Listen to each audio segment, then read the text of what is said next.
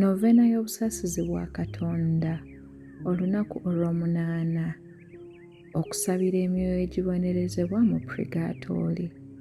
Mu linnya lya Patri n'erya Mwana n'erya Mwoyo Omutuukirivu. Amiina. Tusabire emyoyo egiri mu purigatooli egikyasasula ekibonerezo mu bwenkanya bwa Katonda. Ensulo z'omusaayi gwa Mukama waffe Yezu Kristu ezijjudde obusaasizi ziweweeze wamu n'okukendeereza ku kibonerezo kye girina. Ayi Yezu omusaasizi, gwe wagamba nti mubeere basaasizi nga Kitammwe ali mu ggulu bw'ali omusaasizi.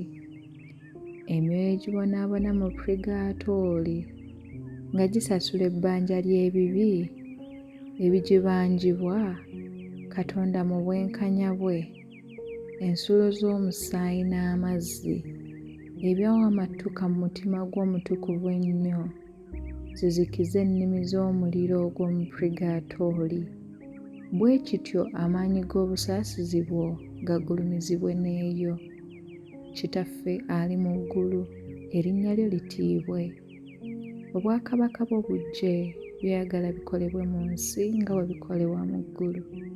Tuweerere emmere yaffe eya buli lunaku, otusonyiwe ebibi byaffe, nga naffe bwe tusonyiwa abatukola obubi, totutwala mu kukemebwa, naye tulokole mu bubi. Amiina.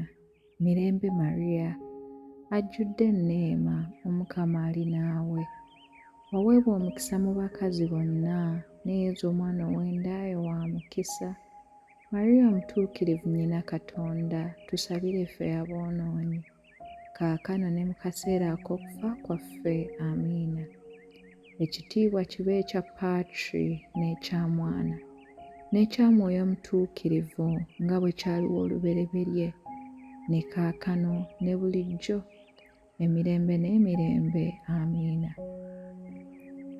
Ayi Kitaffe ataggwaawo, tunuuliza ekisemyo egibonerezebwa mu purigatooli olw'okubeera okubonaabona okuyitirivu okwa Mukama waffe Yezu Kristu n'obubalagaze ebyabuutikira omutima gwe omutuukirivu.